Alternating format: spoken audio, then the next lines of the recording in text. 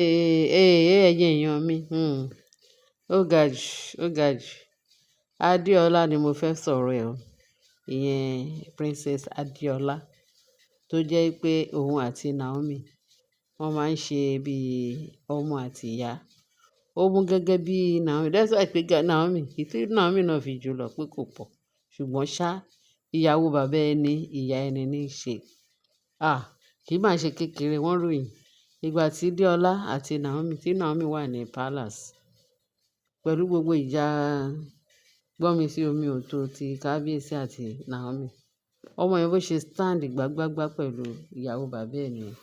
Torí bó ṣe like Naomi, ó máa like ẹ̀ bẹ́ẹ̀ yanjú. Naomi kẹ̀dẹ̀rẹ̀ ó nífẹ̀ẹ́ ọmọ yẹn gidi gan. Wọ́n ní tó bá lọ school, òun padà tó wá dé ọ̀dọ̀ Naomi ló máa dúró sí. Ẹnu ọjọ́ mélòó yìí gan tó bàbá tí Adéọlá tó dé láti ibi tó wà, bóyá dàbí pé UK ni àbí UK ni, ó ṣá lọ sí ìgbà tó dé ọ̀dọ̀ Naomi, abroad. Ọ̀dọ̀ Naomi la gbọ́ pé ó dé sí ní Àkúrẹ́ mansion. Wọ́n ní kò lè fi Naomi ṣeré rárá. Wọ́n ní sì pé ó fẹ́ ṣe wedding. Wọ́n ní Naomi wá sọ pé ṣé rí wedding o ti Princess Adéọlá lágbára Ọlọ́run. Ó lóun máa àtorí àtọrun àtẹsẹ̀ àti gbogbo ara lòun máa fi ń páránṣẹ́ sí. Torí ọmọ yẹn dúró gẹ́gẹ́ bí ọmọ fún òun. Ó lọ́mọ yẹn kẹ̀dẹ̀rẹ̀ dẹ̀ sọ pé òun ò lè fi Naomi ṣeré o. Naomi dúró gẹ́gẹ́ bí ìyá fún òun. Wọ́n náà méjèèjì wọ́n ṣe wọlé wọ̀de pé ẹ lè rí àárín wọn. Pẹ̀lú bí òun àti bàbá ẹ̀ ṣe ń ṣe gbọ́n mi sí omi ò tó láti gbà. Wọ́n ní tó bá dé ọ̀dọ̀ Naomi ló máa lúgọ sí. Ọmọ yẹn ṣá sure pé bàbá àti Naomi pé wọ́n wà united papọ̀ pé ṣùgbọ́n ní gbogbo ìgbà yẹn ó ló máa bẹ̀bẹ̀.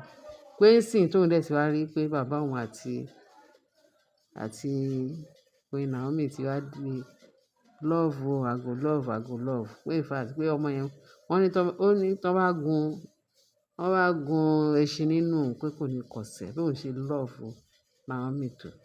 Ó ní kò sí anybody tó lè manipulate òun. Òun ò tí ẹ̀ dá wọn mọ̀. Naomi nìkan lòun mọ̀. Ó lóhùn àwọn gbogbo sáré wá gba wá yẹn tó di tẹ́ǹtì wọn lọ́wọ́ yìí. Àwọn tó kàn wá lérèfé.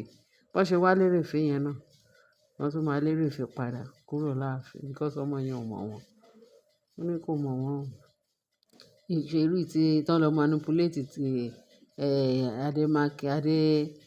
Adéwámiwá yẹn. Kì í ṣe tán lọ bẹ́ẹ̀ tí Adéwámiwá gan trailer ti gbà àárín wọn kọjá. Ọmọ yẹn wọ́n ní ṣe lè rú dẹ̀ ń bá sí láti máa associate pẹ̀lú kìíní pé bàbá ẹ̀ máa sọ pé máa associate ara ẹ̀ pẹ̀lú àwọn olórí náà. Àwọn kìíní ṣé ìwọ nìkan kan dá ṣe kìíní. Wọ́n ló máa ń dá ṣe ti ẹ̀ jẹ́jẹ́. Ó ń sọ fún bàbá ẹ̀ pé God forbid. Kí ló fẹ́ fi wọ́n ṣe? Àwọn tó jẹ́ pé Ọlọ́run ló yọ òun. Gbogbo ẹjọ́ Naomi tán ti rò fún òun tán ti ṣe kìíní pé kọ́dà ìwà wò. Báyìí pójú òun ti là pé òun mọ nǹkan tí tó ṣe òun tó òun fi lọ ń sọ̀rọ̀ sí Naomi anyhow. Wọ́n ti mọ̀ pé bí Adéwámiwá ti wá ń sìn tó wá sáàfù pé bóyá ó tún máa ṣe gọ́ọ̀mù mọ́ Naomi bí Princess Déọlá ti ṣe gọ́ọ̀mù mọ́ Naomi. Wọ́n mọ̀ pé gbogbo nǹkan láyé yìí ìwà ni. Ìwà lẹwà ọmọ èèyàn, ìwà lẹwà. Àìjẹ́ pé Naomi níwà, ṣá ló fẹ́ sùn mọ́. Ó nìyẹn sì. Pẹ̀lú bó ṣe fẹ́ sọ Naomi ní èèyàn burúkú ní palace ọba lọ́dọ̀ Jaja. Wọ́n mọ̀ pé Ọlọ́run ọba kò ní fi ẹni tí ẹ̀ sílẹ̀. Wọ́n mọ̀ pé ìwà yẹn ló máa ń òun ló máa ń múyàn jáde. Kò sí bó ṣe lè fi èèyàn pamọ́ tó. Ìwà yẹn ló máa ń múyàn jáde from nowhere.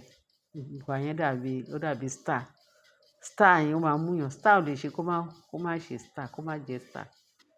Ìràwọ̀ òun ni Naomi. Wọ́n kàn ń ṣe lásán ni. Wọ́n ní tí ó bá jẹ́ Panadol ó lè dàbí Panadol. Labalábá tó fẹ́ fi rẹ̀ wẹ́yẹ. Ṣé ó lè ṣiṣẹ́ ẹyẹ ni? Ẹ̀yin èèyàn mi. Láì fọ̀rọ̀ gùn wọ́n ní wọ́n ti ń congratulate Adéọlá, Princess Adéọlá, congratulations pé ó fẹ́ ṣe marriage. So a dúpẹ́ lọ́dọ̀ Ọlọ́run. Ọmọ Naomi náà ni, àbúrò Naomi ni, ọ̀rẹ́ Naomi náà ni. So a mọ̀ pé lágbára Ọlọ́run lágbára àjọṣepọ̀ Naomi àti ti Adéọlá kò sí nǹkan tó máa yiri ẹ̀ wò. Èṣù ò ní yà wọ́n. Lágbára Ọlọ́run àsìkò tí Naomi tún fẹ́ padà sáàfin yìí tó tiẹ̀ ti padà sáàfin because òun náà ni because ó ti sure fún everybody lágbára Ọlọ́run lágbára Kristi pé wọ́n ti welcome Naomi padà sí ààfin. Bẹ́ẹ̀ ni Olúwa ti ṣe o. Ọlọ́run ti fi ara ẹ̀ hàn. Bẹ́ẹ̀ ni. Mo sọ fún wa. Mo ní gbogbo nǹkan tó ń ṣe kìràkìtà. Wọ́n ní kìràkìtà ò dọ́là. Ká ṣiṣẹ́ bí ẹrú ò dá nǹkan. Àlùbáríkà lójú. Wọ́n ní Naomi o, kíní kan, ìgbádàkodo, iṣẹ́ àwọn ni, ìṣojú àwọn ni Naomi máa wá sáàfin. Ìṣojú àwọn. Máa ń sọ pé tí ò bá ti ṣojú wọn, á ṣẹ̀yìn wọn náà. Àbí kí là ń sọ yìí? Tí ò bá ti ṣojú wọn, wọ́n ní kò ní ṣojú wọn. Wọ́n ti ń ṣépè fúnra wọn already. Ó máa ga o.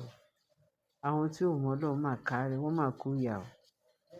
Tí èèyàn bá ń bẹ̀rù Ọlọ́run, tó bá bẹ̀rù Ọlọ́run, wà á mọ nǹkan tí Ọlọ́run lè ṣe láyé èèyàn. Tí èèyàn kàn dìde kó gbójú gbéyà kó má lè sọ pé, pẹ̀lú agbára Ọlọ́run, pẹ̀lú agbára oore-ọ̀fẹ́ Ọlọ́run, Olúwa ló jẹ́ kí n wà láàyè, òun ló jẹ́ kí n wà láàyè o. Kíní kan. Àti pé, ṣé rí àwọn àwa ẹ̀dá tí ò bá mọ Ọlọ́run, mo bẹ̀ wá pé kí ẹ jẹ́ ká mọ Ọlọ́run. Torí tí ẹ bá mọ Ọlọ́run, ọkàn yín máa balẹ̀. Gbogbo nǹkan tí ẹ bá ti ẹ̀ ń ṣe, ẹ máa ṣe tẹ̀rù ni. Ọlọ́run á dẹ̀ máa mí sí yàn, á dẹ̀ máa fàbọ̀ ẹ̀ bù yàn. Kò sí nǹkan tó jẹ́ pé kí èèyàn gba Ọlọ́run o. Tí bá ti gba Ọlọ́run gbọ́, wọ́n ní ohun gbogbo ní ṣíṣe fún ẹni tó bá gbàgbọ́ tó ti gba Ọlọ́run gbọ́. Bẹ́ẹ̀ ni. So ẹ má jẹ́ kí a máa jáfara nínú ọ̀rọ̀ Ọlọ́run. Anything tó bá jẹ́ ọ̀rọ̀ Ọlọ́run, ẹ jẹ́ ká súnmọ́. Anything tó bá jẹ́ ìṣe Ọlọ́run, ẹ jẹ́ ká bẹ̀rẹ̀ sí máa fi ìpáyà ká fi máa gbà lójoojúmọ́. Ẹ má jẹ́ ká sọ pé kò sọ Ọlọ́run, ká máa hùwà bíi pé kò sọ Ọlọ́run. Ká máa hùwà pé bóyá ṣe la jábọ́ látòkè pé kì í ṣe Ọlọ́run yìí ló ṣẹ̀dá wa. Àwọn kan wá sọ pé àfàwọn. Wọ́n kàn ń sá kúbẹ́kúbẹ́. Wọ́n sá kúbẹ́kúbẹ́, wọ́n sá síbí, wọ́n sá sọ̀hún. Still, wọ́n ń ṣàṣìṣe o, but spirit burúkú tó ń tẹ̀lé wọn kò jẹ́ kán bojú wẹ̀yìn kán lè sọ pé, àwọn ò ṣe ìbàjẹ́ mọ́ o. Ọlọ́run kó gbà wá. Ẹ wo gbogbo nǹkan tó ń rùn lẹ́yìn.